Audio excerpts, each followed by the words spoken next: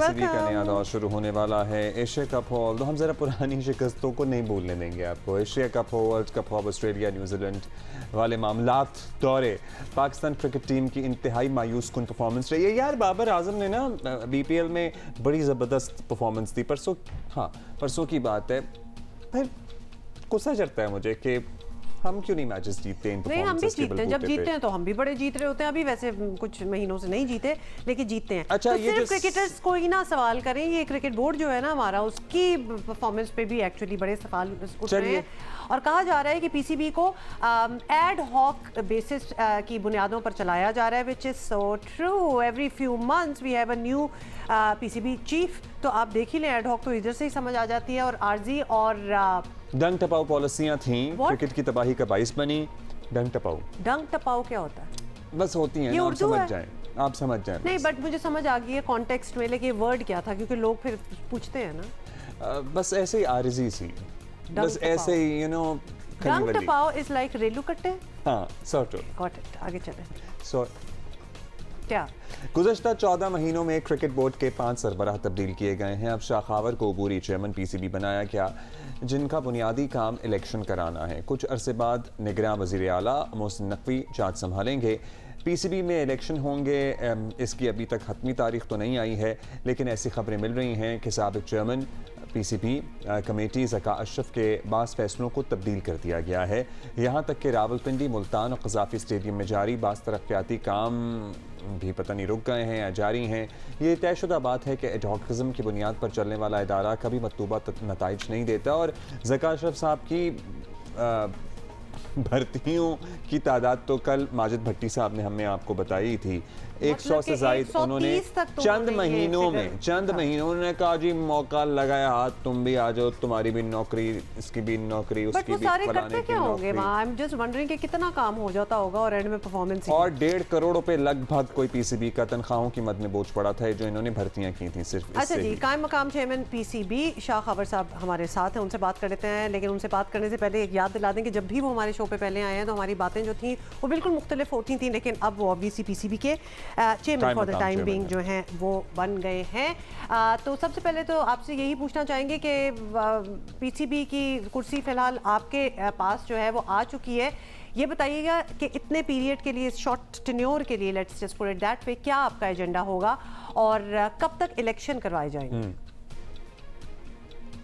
जी, मेरा इंतखाब जो है या मेरी जो नॉमिनेशन हुई है as chairman Pakistan cricket board, वो चूँकि एक मैनेजमेंट कमेटी जो थी वो ज़का अशरफ साहब की सरबराही में थी और ज़का अशरफ साहब ने उस पर जो है इस्तीफ़ा दे दिया है। तो ऐसी सूरत में जो पाकिस्तान क्रिकेट बोर्ड का आइन है वो ये कहता है कि जो इलेक्शन कमिश्नर है वो उसके पास चेयरमैन की सारी जो है पावर्स आ जाएंगी और वो डे टू डे अफेयर्स को रन करेंगे और फिर अर्लीस्ट पॉसिबल टाइम में जो है वो बोर्ड ऑफ गवर्नर्स को तश्कील देने के बाद जो चेयरमैन का इंतखाब करवाएंगे। तो मेरी जो अवलीन तरजीह तो यही है कि इस अरसे में मैं जो बोर्ड ऑफ गवर्नर्स हैं उसको कॉन्स्टिट्यूट करूं और उसके बाद उनमें से एक जो है वो चेयरमैन का इंतखाब होगा।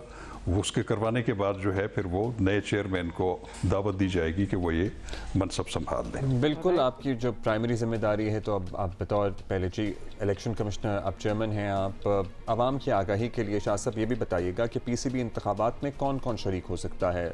बोर्ड ऑफ गवर्नर्स में से ही मल्टीपल नॉमिनीज़ भी हो सकते हैं, या 2 हो सकते हैं, या 3 हो सकते हैं। और उम्मीद हम रखें कि अब जो इलेक्शन होंगे उसके बाद ये एडहॉकिज़म ख़त्म हो जाएगा और जिसे कुर्सी मिलेगी वो पूरी टर्म करेगा होपफुली। देखिए, पीसीबी का अपना एक आइन है 2014 का, वो ये तकाजा करता है कि बोर्ड ऑफ गवर्नर्स जो है वो तश्कील दिया जाएगा और बोर्ड ऑफ गवर्नर्स के टोटल मेंबरान की तादाद जो है वो 11 है। उसमें से 2 जो हैं वो वज़ीर आज़म जो कि पैट्रन हैं पीसीबी के, वो उनकी नामजदगी करते हैं और उनमें से 4 जो हैं वो हमारे जो 16 रीजन्स हैं उसमें से 4 का इंतखाब होना है और फिर हमारे 4 सरकारी महकमों में से जो है वो बोर्ड ऑफ गवर्नर्स के मेंबर नामजद होंगे। तो ये एक थोड़ी सी टेक्निकल सी एक्सरसाइज है जो कि हमने शुरू कर दी है और एक जो उसमें मेंबर है वो secretary intra provincial coordination election ministry जो है उसके होते हैं, लेकिन उनका वोट नहीं होता। तो लिहाजा 10 मेंबर जो हैं बोर्ड ऑफ गवर्नर्स के, उनमें से एक का इंतखाब होना है, और ये जो इंतखाब होगा तो ये 3 साल की मुद्दत के लिए होगा। और वो आपका जो सवाल है कि ये एडहॉकिज्म जो है ये इस इलेक्शंस के बाद ख़त्म हो जाएगा। अच्छा शाह खबर साहब, एक सवाल ये भी लोग पूछ रहे हैं कि ज़का अशरफ साहब के जाने के बाद क्या उनके दौर के किए गए बड़े पॉलिसी फैसले, मुआहदे, सेंट्रल कॉन्ट्रैक्ट्स या जो भी उनकी अपॉइंटमेंट्स उन्होंने की, उनका स्टेटस क्या रहेगा? क्या वो उसी तरह बरकरार रहेंगे या फिर ये सब कुछ रिवर्स होगा? देखिए, कुछ फैसले तो ऐसे होते हैं जो कि उनको मैंडेट दिया गया था जब वो उनकी मैनेजमेंट कमेटी बनी थी कि वो फैसले कर सकते हैं, लेकिन उसमें कोई मेजर फैसले नहीं किए जा सकते। लेकिन अब वो हम उसकी तफसील में ज़्यादा नहीं पढ़ेंगे। उसकी वजह यह है कि उन्होंने जो भी फैसले किए वो वाकई अगर वो अपने मैंडेट के मुताबिक थे तो वो तो नॉन चैलेंजेबल है।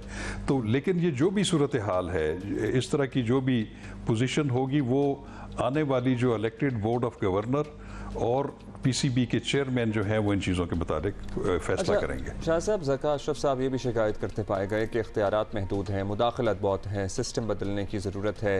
पीसीबी के मौजूदा आइन का आप तस्करा कर रहे थे, इसमें क्या आपको ऐसे मसाइल नज़र आए जिन्हें तब्दील किया जाना चाहिए, आइन तब्दील करना पड़े प्रॉब्ली? देखिए, ज़का अशरफ साहब ने जहाँ पे काफ़ी टाइम गुजारा, 6-7 महीने, और उन्होंने फिर रिज़ाइन कर दिया। मैं उनके बारे में तो खैर कोई ऐसी बात नहीं कहूँगा, क्योंकि उन्होंने जो उनको मैंडेट था, चूँकि एक बात आपको ज़हन में रखना पड़ेगी कि ये जो अबूरी जो कमेटी होती है, जैसे अब ये जो कमेटी जिसके सरबराह थे ज़का अशरफ साहब, उनका काम ये था कि वो रोज़ाना पर मबनी जितने भी डे टू डे फैसले हैं वो करेंगे। कोई बहुत बड़ा फ़ैसला जो मटीरियल फ़ैसला होगा वो नहीं करेंगे। तो वो अभी हमारे इल्म में तो नहीं है कि कौन से मटीरियल फ़ैसले उन्होंने किए, लेकिन ये जो कुछ भी है, ये चूँकि हमारा जो दौर है ये अबूरी दौर है, और उसके बाद जब एक इलेक्टेड बोर्ड ऑफ गवर्नर आ जाएगा, चेयरमैन आ जाएगा, तो वो इन तमाम चीज़ों का अहाता करेगा।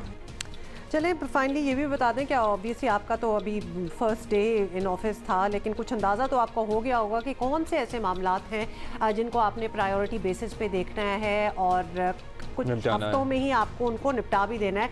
तो क्या पीएसएल वगैरह और दीगर सब काम जो हैं वो स्केड्यूल के मुताबिक ही चलेंगे या फिर इनमें कुछ चेंजेस आगे पीछे हो सकते हैं?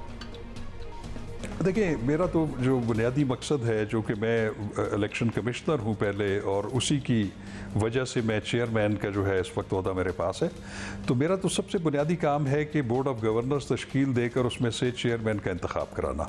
वो तो मेरी अवलीन तरजीह है।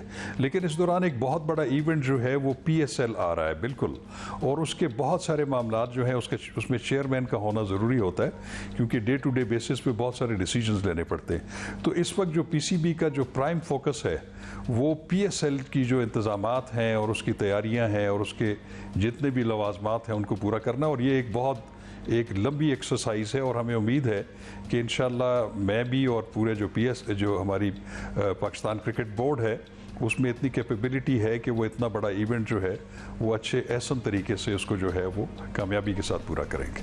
चलिए, ये तो अच्छी बात है कि वो इलेक्शंस हो जाएं। शाह खबर साहब, बहुत बहुत शुक्रिया। लेकिन एक अजीब सा लगता है ना कि इलेक्शन होने तो ऑब्वियस है कि कोई भी इदारा हो उसके इलेक्शंस होने चाहिए, but then why should it become a formality? क्योंकि हम सारों को पता ही है ना कि नकवी साहब ही होंगे चेयरमैन, तो ये फॉर्मेलिटी भी क्यों होती है? या तो कोई कॉन्टेस्ट हो तो बात बनती है, कोई अपोजिशन हो तो बात बनती है, अदरवाइज आई डोंट गेट। आईन है, जाहिर है उसके तकाजे तो पूरे करने हैं, वक्त तो भी है, उसके तकाजे इन लेटर एंड स्पिरिट पूरे होने चाहिए ना। जब हम अनाउंस कर रहे हैं कि कौन होगा चेयरमैन, तो उसके बाद कह रहे हैं अभी इलेक्शन क्या राय है इस पे? आप हुमा को लिख के बताइएगा। नहीं, इनको भी लिख के आप बता सकते हैं, कोई शर्माने की कोई जरूरत नहीं है, but this is a question and why not, it should be asked. This is a question.